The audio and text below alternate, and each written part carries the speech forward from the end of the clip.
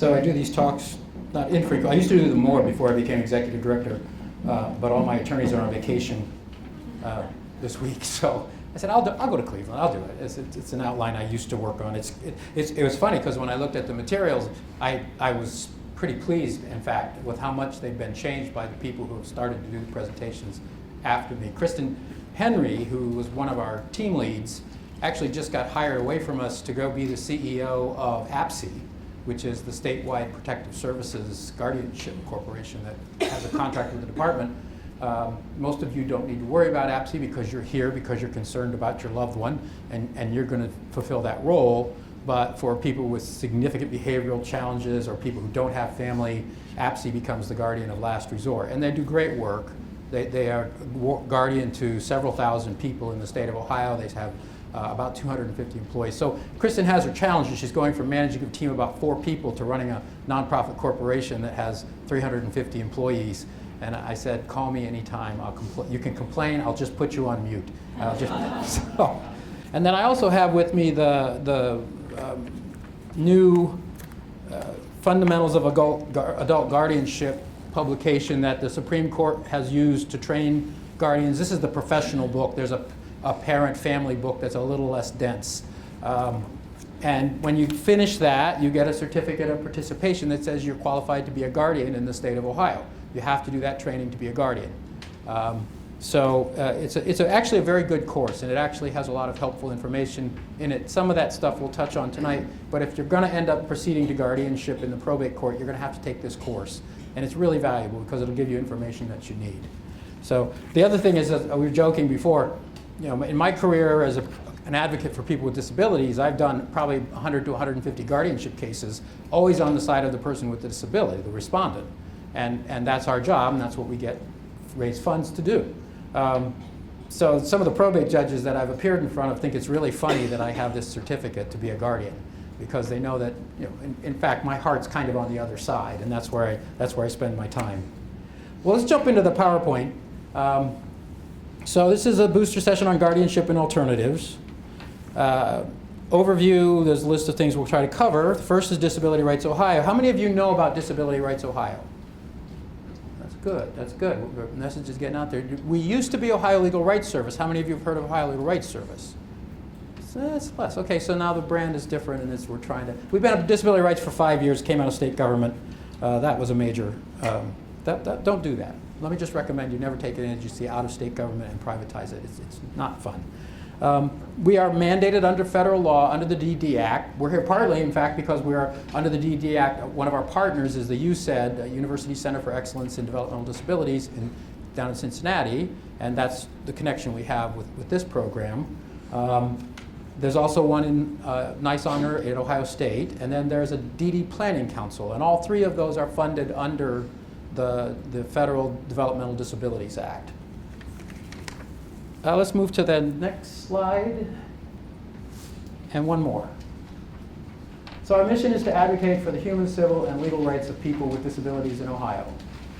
We have teams, community integration, education, employment, abuse, neglect. We've just added a victim of crime grant through the Attorney General's office, and what we do in that victim of crime grant is focus on victims of crime who have intellectual and developmental disabilities. It's broader than that, but that's where our focus is. And we have an attorney that works for us in that program who's a prosecutor in her younger days and just really wants to help victims of crimes have their day in court. So for example, one of her very first cases was a case where the young man who was sexually assaulted had autism, and the judge and the defense attorney agreed that he shouldn't be allowed to testify unless he had a full-blown psychological evaluation. That's wrong. That's not what the law says. The law says the judge is supposed to conduct an evaluation of very simple, can he communicate? Does he seem to know what he's, can he say what happened, basically? So the judge is supposed to do that. So she filed a motion and she got that changed. And so that young man went in with the judge, and the 2 lawyers were there, but they weren't allowed to ask questions, and the judge did called a voir dire, or an in-camera, and the judge did the in-camera and decided that the young man was very capable of testifying about what had happened to him. So he was allowed to testify, and that person ended up pleading guilty to the crime. So that's the kind of work we do with the Victim of Crime Grant. It's very new to us. Most of us come from what would be considered a defense orientation. And it's interesting and very fun at this point in my career to learn about a different way of looking at problems and at a different facet of the criminal justice system. So a lot of what we do also is abuse and neglect. We are in both state DD licensed facilities, nursing homes, state psychiatric hospitals. We are cross-disability. We serve all people with all disabilities on various grants and foundation grants. So we have a really outstanding team of abuse and neglect investigators who go out and make sure that people are safe when they're being served. So that's a really important part of our work. And we have intake, and then we have our policy people, and I bet you can guess what we've been really busy with the last few weeks. Healthcare, Medicaid, and so far, knock on wood, we've got, we have a hotline to the health aide in DC for Senator Portman. If you're concerned about that, I encourage you to call him. Watch our social media. We keep on our Facebook and our Twitter. We keep all the information as current as we can. The new bill that came out today doesn't change anything for Medicaid. It's just as bad as the old bill. So there's real risks there, and I encourage you all, within your comfort zone, to call Portman's office daily and tell him and his aides what you think should happen. I know what I think should happen, but you have an opinion too, and it's important that he hear it.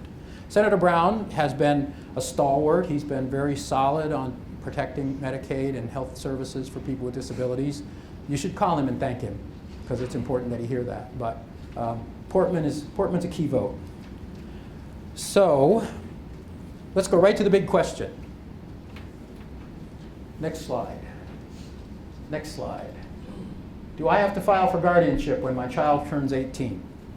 How many of you have heard that question, have been asked that question, have thought about that question? How many have you had a teacher tell you that you had to have a guardianship? Wow, you go to really progressive schools. How about a doctor? There's one, and two, okay.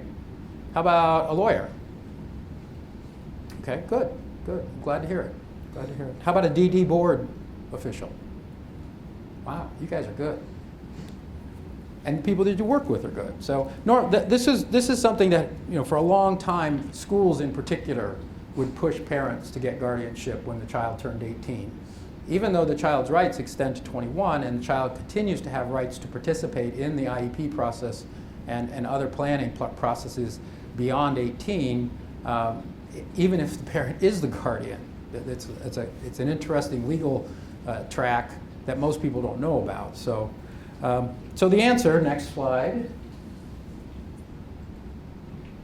is no. You don't have to have guardianship. What we're going to talk about tonight is why that's true and what some other alternatives are for someone who has a limited ability to make decisions.